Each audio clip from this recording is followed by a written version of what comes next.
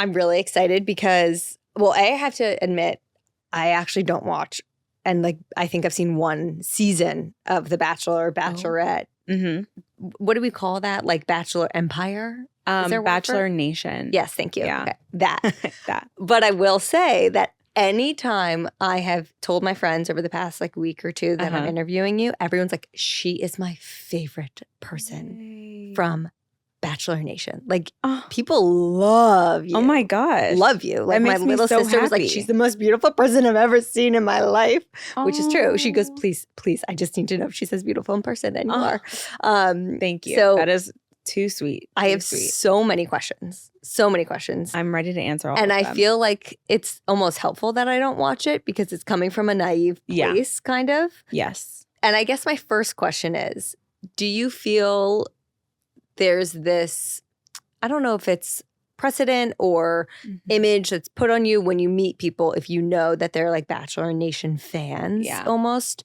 Do you feel uncomfortable meeting people with that context of knowing that they like watched you through this very vulnerable stage? I used to after I came off the show. Yeah. And I was so embarrassed by it because I, like you, had never watched the show before prior to my season ever. Okay. I should have. That was a mistake. I should have gone back and actually watched every single season that was available. Because then I went in very naively. Right. But I came out and I felt kind of embarrassed by it, and also embarrassed that my whole business was put on blast on national television, and I got dumped on national television, and I cried. So everyone got to see that. But you honestly cried so beautifully. Like when I was doing my research, the videos of you crying, it's just like it honestly looks kind of stupid. I was like, no, you look fake. Just stunning crying. Take it as a win.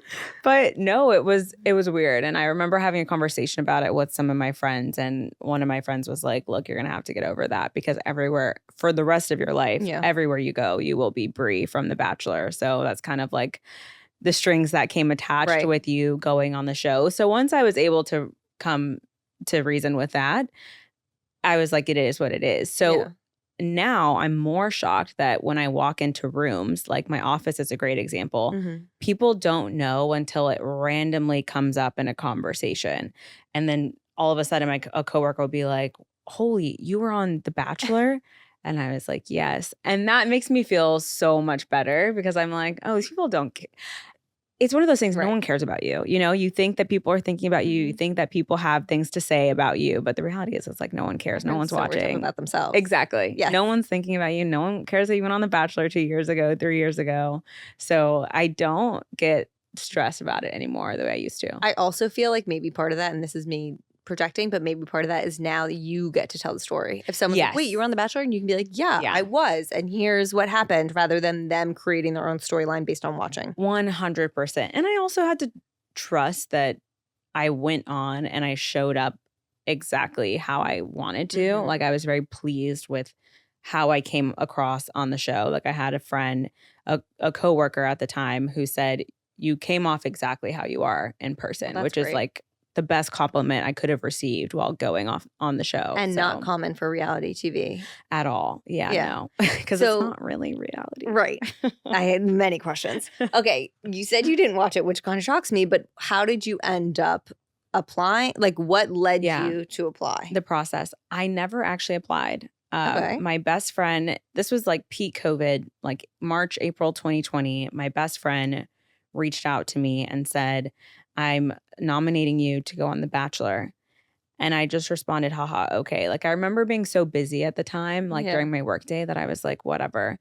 And then she sent me a photo. She was like, this is the guy. This is The Bachelor. And I just was like, okay. Like, so don't you care. know The Bachelor before. So my season was the first season in history where you knew who it was going to be beforehand. So why did they change that? Do you know? It was because of BLM. So you know how lots of like systems were getting questioned and a lot of systems were getting broken down, and they wrote like there was this big, huge petition and social call calling out The Bachelor for never having had a Black Bachelor on. Okay. So immediately they chose Matt James, who was best friends with Tyler Cameron, who had been on the show previously. That none of that had ever happened before. Usually The Bachelor has always been on the show. Okay. And they don't announce them. So even after my season, they never announced who the Bachelor was so going to he's be. the only one. He was the only one. Interesting. And they had like a record number of applications, I learned, that year since they did announce who it was going to be.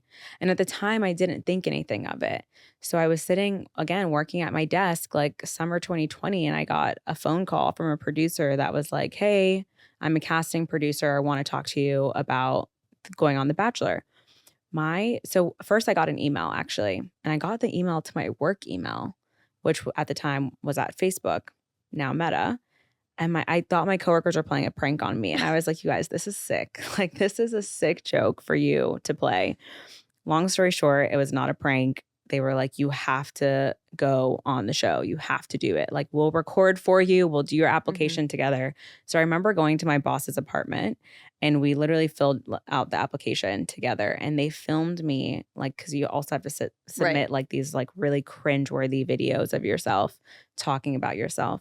So the video that I submitted, I was playing the Oculus and I was like, this is what I do on the weekends. And I did. Like, that is what I did on the weekends. But it was just, I very much just had like a I don't give a fuck mentality about it. Right. Like, this is fun and funny and whatever happens, happens. Then I got the call that was like, we want you to come on the show. And I was like, okay, so I guess we're doing it. Did you then, like, what happens with jobs when you're doing this? Because did you have to leave your job? So because of, so there was a lot. I mean, it was a really big decision that weighed on me like all summer. Because I would have had to I would have had to have left my job. Otherwise, I didn't have, months of PTO accrued at the time. So there was no way that they were going to let me leave the job. And I held a position on like a pretty like low key team. Like, I was on the comms team, and comms, like, that's like comms 101. Like, someone from the comms team cannot go on the fucking Bachelor. That would be crazy. So I very much knew that if I went on the show, the chances of me coming back were very slim. And I was going to have to quit. And so after talking to like every person on my team, talking to like some VPs, talking to some directors, getting their advice, I spoke to a lot of like entertainment comms people who had also been behind production before. I just did a lot of research before I did it. I also had to make sure I had a lot of money saved, because who knew what was going to happen afterwards? Like, I might not have a job. I might be engaged. I didn't know. Right. So yeah, the conversation of me having to quit was definitely the first decision that I had to make of whether or not I was going to go on the show. And at the time, I decided that I was going to do it. And okay, so spoiler alert, you don't get chosen. And we'll dive into that. Yeah. But while we're on the topic of this job, is there any part of you that regrets leaving that job to pursue this opportunity? No. Because I can't imagine my life now having not gone on the show. Like, so much of my life now is a result of what happened to me on the show and my experience on the show and where it led me in life. Like, I came off the show wanting to move to New York. I met friends through the show. Like, I met my boyfriend through friends of friends because of the show. And the reason I went on the show was because Matt James is the Bachelor. We actually had a mutual friend that lived in New York. And so it was one of those moments too, where I felt like this is someone that I would be friends with and someone that I even could potentially date outside of the show. So I might as well go on, because I actually think it'd be we'd have a legit connection. Yeah. Turns out, like, we're still friends, and our circle of friends is also like, we're all friends. I have so many questions about this. We are all friends coming out of the show. Like, but my boyfriend now is his very close friend. Okay. Like, so, it's all crazy. When you're on this show, is it not weird, or like, what are the feelings when you are like actually potentially, if you're someone who ends up like kind of continuing, you're falling for someone, but then you know that they're like also falling for other people, and then you're having these friendships, and I won't put quotes because I think they are real friendships, but you're having these friendships with other women who are also falling in love with the same guy. Like, what the fuck is that dynamic like? The dynamic is really weird, but that did not bother me. Out of all the things that should bother someone, that was the one thing where I was just like, it is what it is. Because, and I think it's just because I'm not a jealous person. It's really hard for me to get jealous. Like, I definitely am very observant of things. So I would notice if I started paying attention to the girls that he really liked. Okay. Like, I could tell who he was really starting to develop feelings for. And that felt sort of threatening. But at the end of the day, I couldn't change that. You know, I couldn't do anything about it. I just had to trust that our connection was always the strongest. Yeah. And I think I was so delusional, like so blindly confident and delusional, that I genuinely convinced myself he liked me more than everybody else. Right. Like, you thought you were going to. Like, I was like, yeah, he's nice to this girl because he likes her. But he likes me more. But honestly, from the research I've done on you, like, I think everyone else thought the same thing. I thought so. I mean, I was blindsided on the show. If you watch the ending, like, I was genuinely very sad. I watched that scene. Yeah, I was super blindsided because I thought this guy and I really liked each other. Like, in my mind, I was like, oh, sucks for her because she's going home. Yeah, it's good. It's the only way that you can be, because I will say in the end, that's what kept me from spiraling in that environment. Okay. In hindsight, once I watched it back, I was like, oh, it's pretty obvious that he didn't like me. But I was happy in that moment, because if I spiraled in that moment, that would not have been good for me. And what is it like? Because whenever I'm not a reality TV person, but like, I've seen certain shows and like I've seen clips, whatever. What is it like to have these intimate moments with someone while there is like a crew? Yeah. Like, how do you just like disassociate and you truly believe like they're not there? You disassociate. It's actually a lot easier than I think people would give it credit for, unless you're really, really shy. I also think you do have to have a level of self-awareness about you that, like, you kind of know what the camera is going to catch. Like, you can't be a liar. You can't be facetious by any means. So you have to have a level of self-awareness to know that you're being filmed. But you just forget because it's so obvious. Like, I think I had the first one-on-one date, and that was the moment where I was like, this is weird. Like, we're sitting in the hot tub, trying to have a conversation, and then there's like these big ass cameras that are right in front of your face. And that, like, I had to get over that hump to realize, okay, this is how it's just going. And like makeout scenes, you're just like, yeah, you're just in it. You're just in it, and you have to disassociate, because otherwise, I mean, they're everywhere. Right. We were filmed 24/7, I believe. So you just got to get over it. And I want to then go to the scene where you do find out you're not chosen. Yeah. Like, it's vulnerable and emotional and heartbreaking to be broken up with. Yeah. In any sense of the world. But to have it done on national television, I imagine, is extra hard. Like, what is going through your mind in that moment, leaving? And then I'm also curious, you watching it back. Did you watch the season? Yes. Okay. I watched the season back. In the moment, it was really tough. Like, it was pretty gut-wrenching because, again, I convinced myself that he was going to choose me at the end. Yeah. There was a moment on the show in the season where I picked up on context clues that it wasn't going to be me. Like, watching it back? No. Oh. During filming. And so in that moment, because I had expressed doubts, people convinced me otherwise. So again, I'm back in that delusional state of mind where I'm like, okay, it's me. So I was just really sad. I was genuinely so shaken up. Like, it just felt like my world was crashing down, and it's meant to do that. It's an environment where it's really, really meant to do that. But I think lucky for me, compared to some other people, I had a few days to process it by myself afterwards. Like, I still hadn't had any contact with friends and family.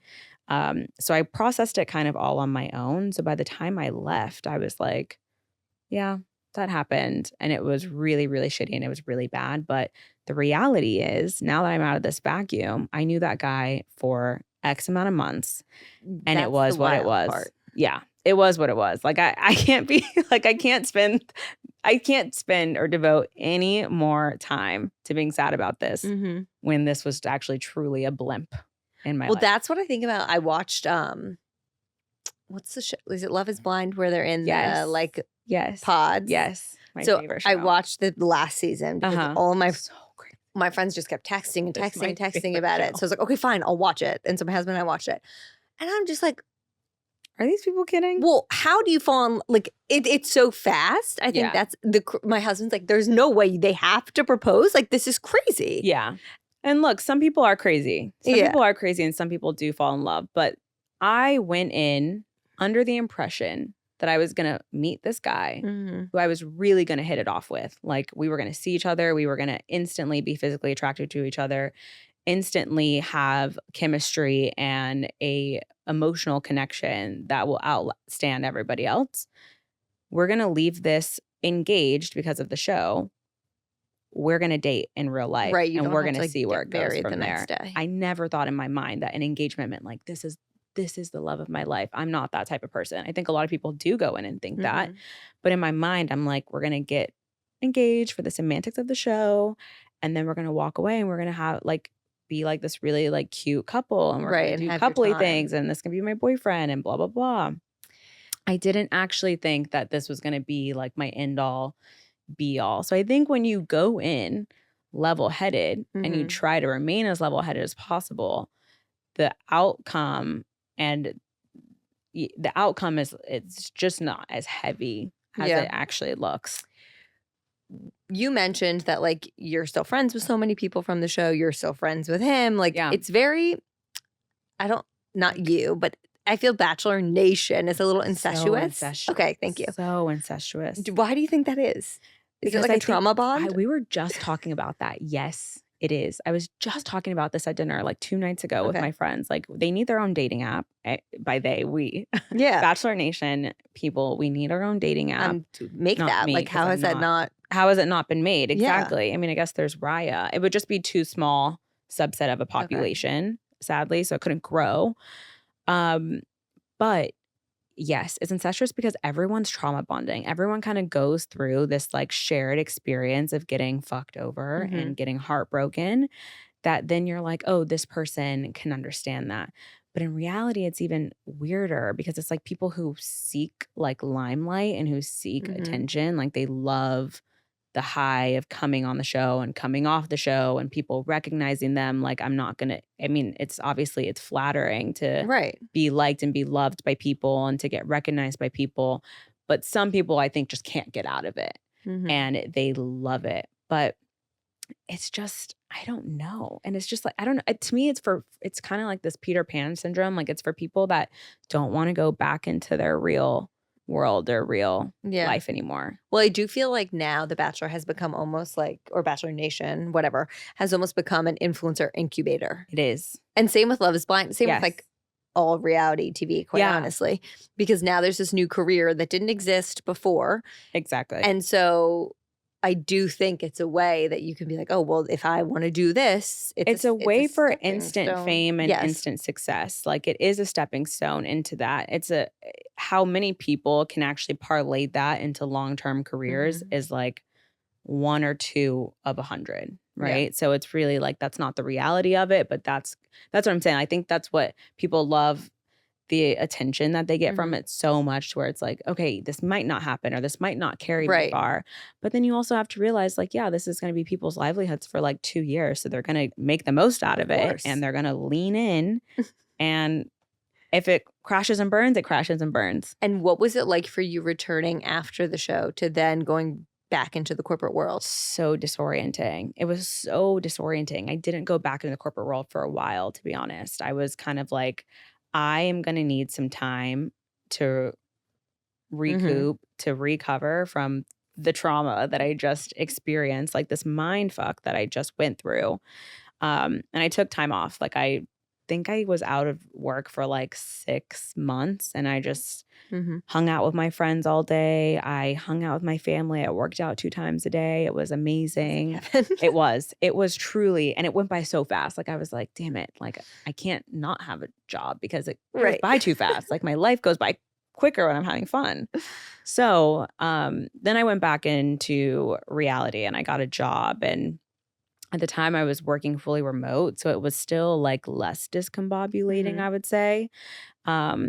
But But as time goes on, people do forget. Like people just forget. But I very much leaned into it. Like after talking to so many people and realizing that I wanted to work full time whilst also maintaining like an Instagram following and become like doing content creating on the side, I wanted to I just fully leaned in, and I wanted to work for someone that it's like I can leverage my expertise as a creator in my role and in my day to day. So whatever company is going to want to work with me, that is going to be the company for me. And I have been lucky to find companies that see that as invaluable expertise, and it's worked out. I mean, it is. Because if I went back to a company like Facebook, for example, I can't say that it would necessarily that they'd be as accepting of me post show with an Instagram following as they would have been without.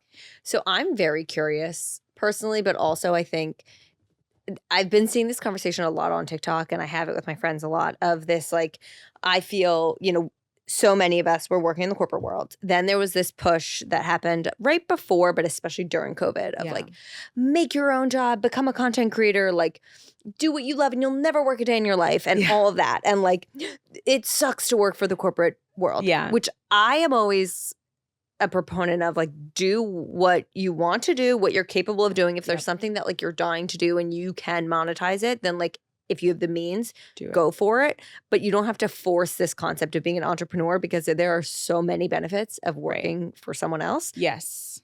As someone who had the opportunity, like you had the ground to make this your career, what led you to want to go into the corporate industry? What led me to wanting to go back into the corporate industry was I was just feeling really unfulfilled. Like and I'm so new in the corporate world. Like I came on the show, I was 24. So I had really only been working like 2 to 3 years outside of college.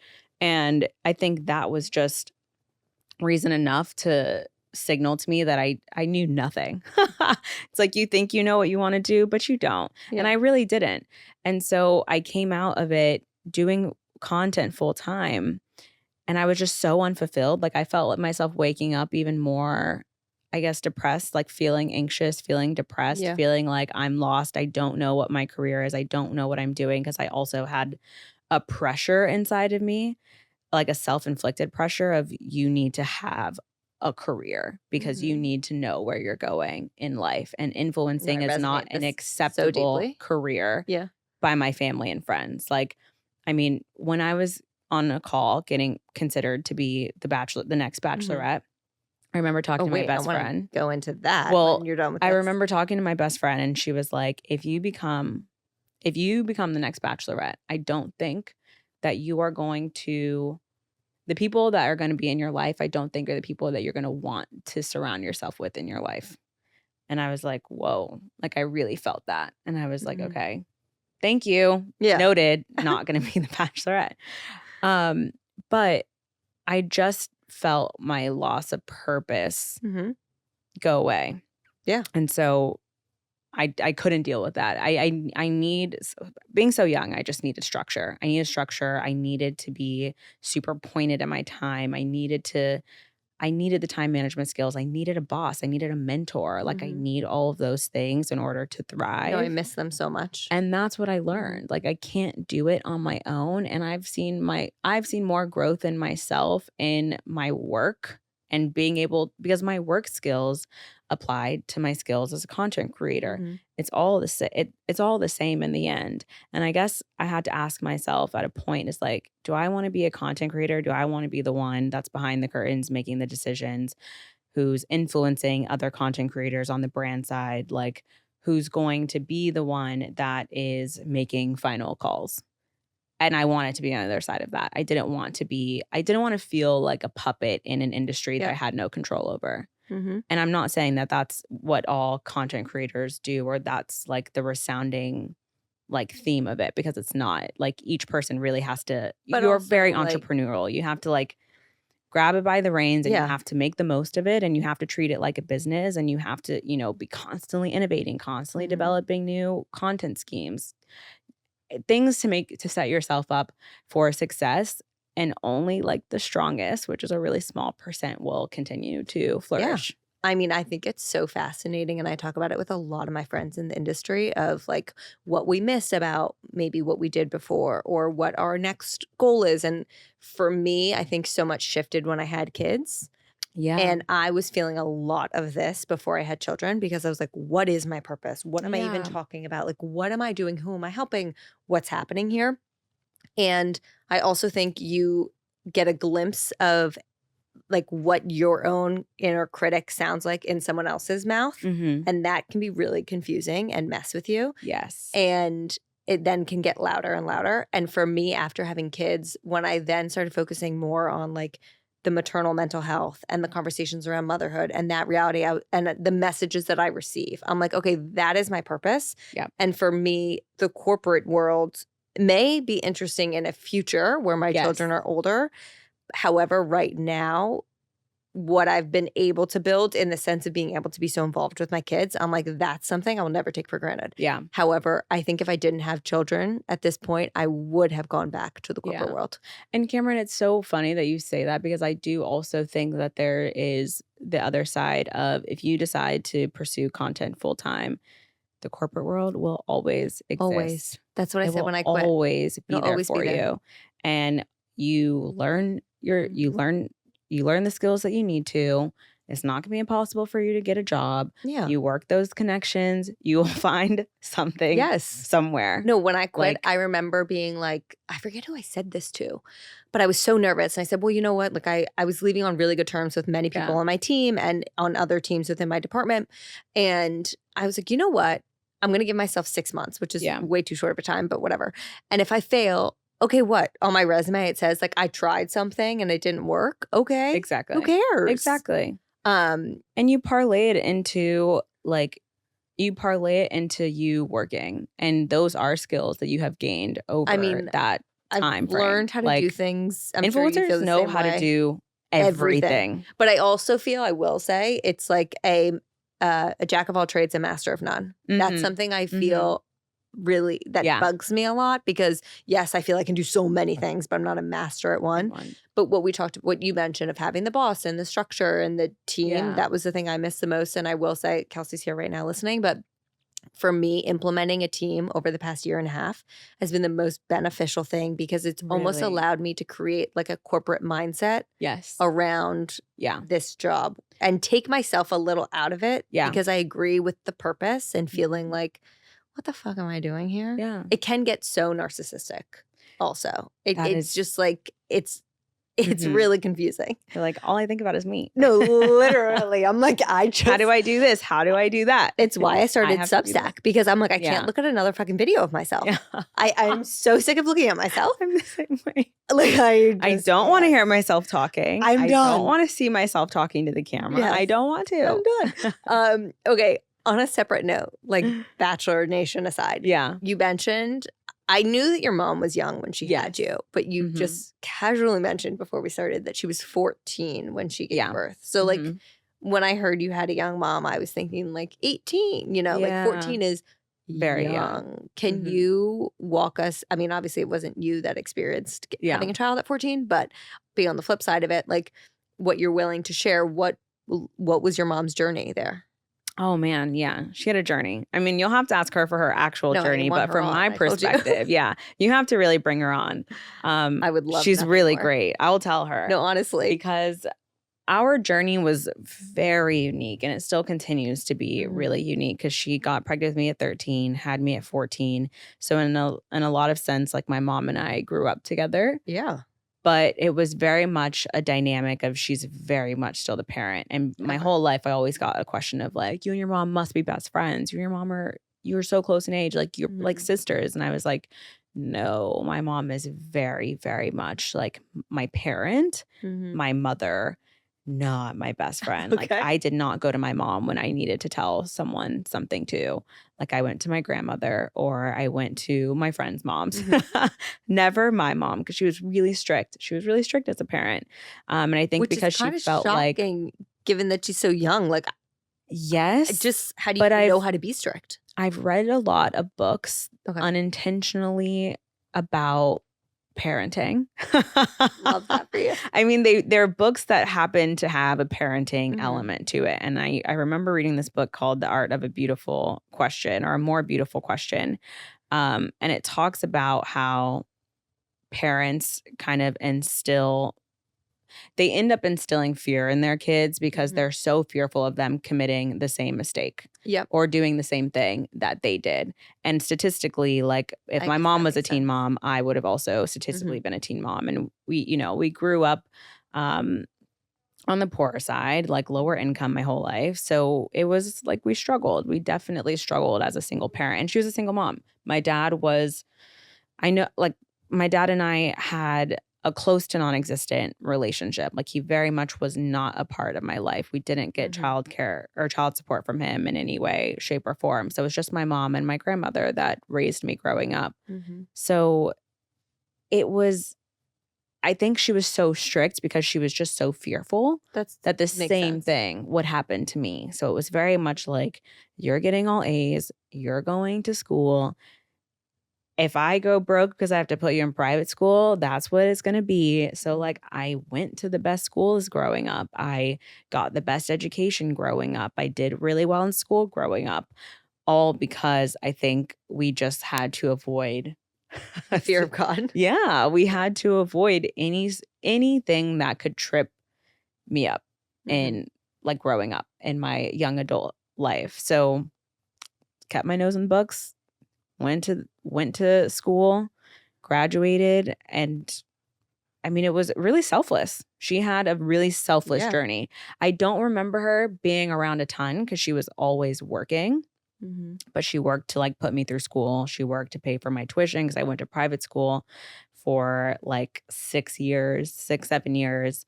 And it was just instill that you will do the best that you can. And then once you are out of my house, the world's your oyster. And that's kind of what it was. Respect the shit out of her.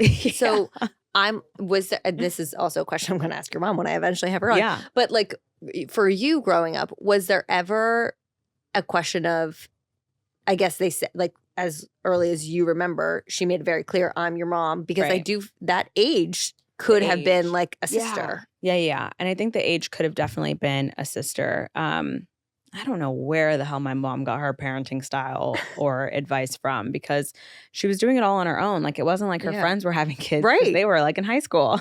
Like I remember this is funny.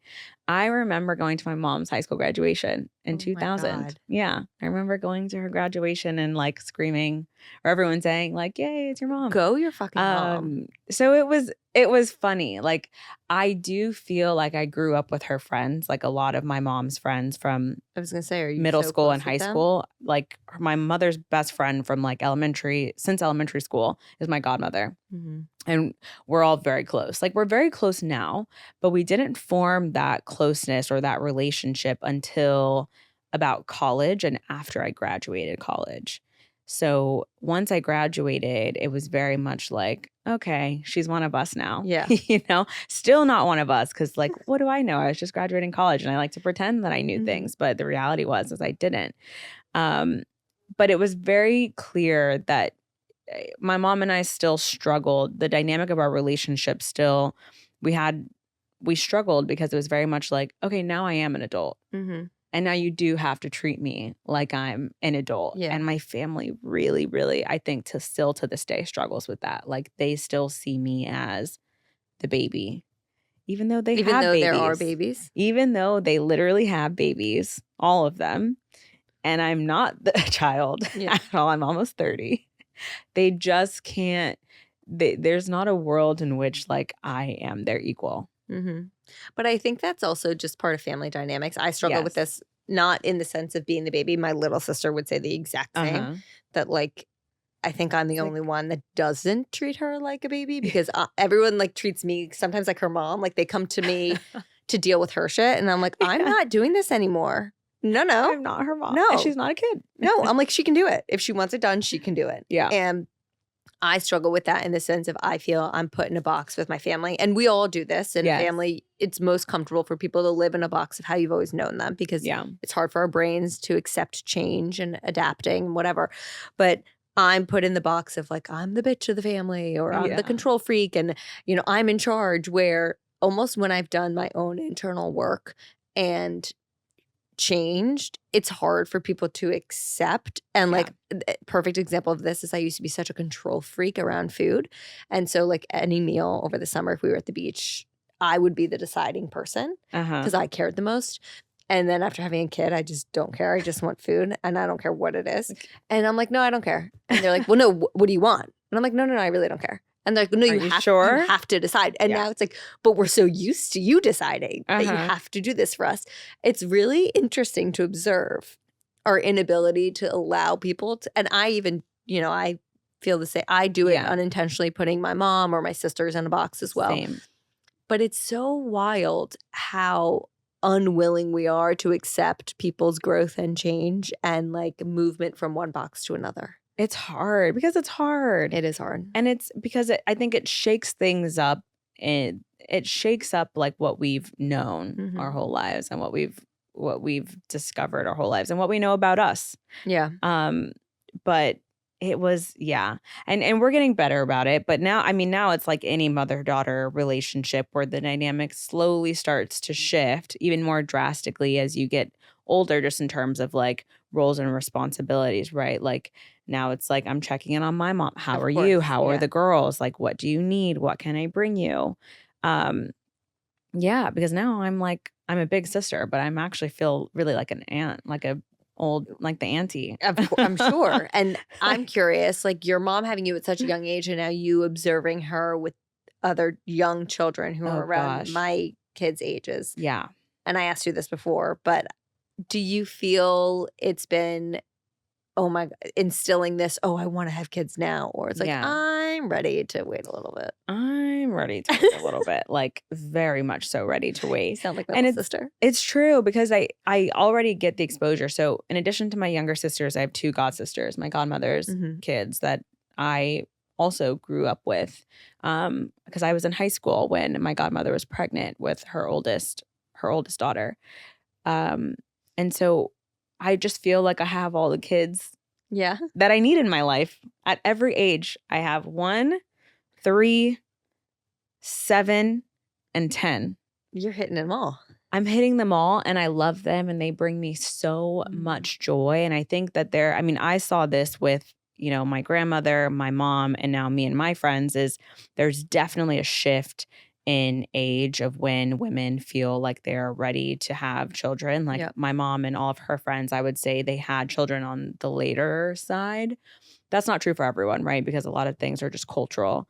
Like I'm from Texas. A lot of my friends my age that I went to high school with and that I grew up with already have kids, multiple kids, married, all of that stuff. But it's all situational, geographical, whatever. But now I'm like, I don't want kids, but when I see my mom and my younger sisters, I think to myself, now is the time to have kids. Because it's like, I don't know, there's this weird dichotomy of like, I want kids, but I also want the life that I have now. And I know it's confusing. You get can't. two of them. You can't have both. You can't have it all. But like, social media definitely doesn't help, right? When we see the best of the best. I mean, I don't know if you've talked about Nara Smith on your podcast at all, but like we see women who are really young and hot and have, you can't. I can't deal with it either. And I don't even have kids. No, it's just like more respect to her, but I just couldn't relate. Exactly. Yeah. And I know that too. And I cannot mention Nara Smith around my mom because she will lose her mind. But like you see that and you're like, does she have it all? Can I have it all? Okay. Should I have a kid right now? I feel so strongly about the concept of having it all. And it doesn't fucking exist. It doesn't exist. You can't. And I will die on the hill. But I need it to stop being force fed to me like it does. Yeah. I need it to stop. I mean, look, there are definitely it's so interesting you say that because I've seen people on the other side being like, TikTok has made me never want a kid ever because it's like, I'm so terrified. It's all like fear mongering. And I think there's so many sides to the internet, of course. But I actually want to write a piece. I've been thinking about writing a piece on this because Lily Allen, I think. Do you remember that singer? Like Love way Lily back? Allen. What was the song that When You First Met Me? Yes. My favorite song. I love that. Love that song. So she was interviewed recently, and in the interview, it was some podcast, and they said something about like your career with kids, and she's like, well, my kids killed my career. And like she was so blunt about it. And then she kind of laughed and was like, I love them, but they killed my career. And then there was a clip from a news morning segment where the anchor was like covering that clip and was saying like, that unfortunately that is the truth for so many of us, but we feel we can't like say that because we have to put on this facade that like, but we can have it all. Yeah. And I think the facade of having it all is what screws with so many of our brains as moms and maybe as people considering having kids, because I think it's this harsh juxtaposition of what you imagined and then reality. At least that was one thing I really had a hard time with pregnancy especially. And I think I've finally come to a place now after 2 kids being like, I can't have it all. Yeah. I have to accept that like my career is not going to flourish like a counterpart who doesn't have children, because that's the fucking reality. They have not that they're not working hard, but they have more hours. Right. And the systems are not really designed for you to also thrive. You're supposed to mom like you don't work and work like you're not a mom. Exactly. It's impossible. And I think that if you set this precedent of I have to have it all and this like goal of achieving that, you're constantly going to feel like you're failing. Right. And that's what I found I've struggled with. And so once I almost let go of that and being like, well, I can't have it all. Things are going to slip. I'm hoping that the important things won't slip. And instead of like focusing on every single bucket, I almost think about my life in buckets, like work, my kids, my relationships, my husband, my family. They're never all going to be full. No. But as long as one of them is never empty, that's a win. That's a fucking You're win. crushing it. So I love that you're even thinking about this before kids, because I think it's really imperative and important. But I also think, it's intimidating, the concept of like it is. And well, let me tell you what it has done, what it has changed my thoughts on, because I'm 28. I have a lot of mutual friends who are, friends getting engaged every other weekend, friends having weddings every other weekend. It feels like, I'm in peak wedding season mode, like that shift in life where everything just starts moving, like turning corners quickly. But seeing my mom have 2 young girls now, and what it has done for me, or at least what it's put in perspective for me, is like the idea of finding the one. Yeah. The idea of finding the person that I'm going to spend the rest of my life with. I believe in soulmates. Like I believe that, the love of your life exists.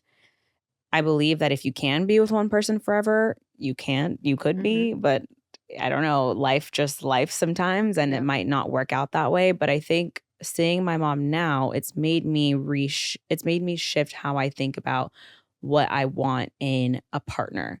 So whenever my friends ask me, like my friend just sat me down the other day, because for some reason everyone loves to talk about whether or not you're getting engaged. Like I just started dating my boyfriend a year ago. Like I don't fucking know if we're getting engaged, and don't tell me that we are, because I don't know. Right.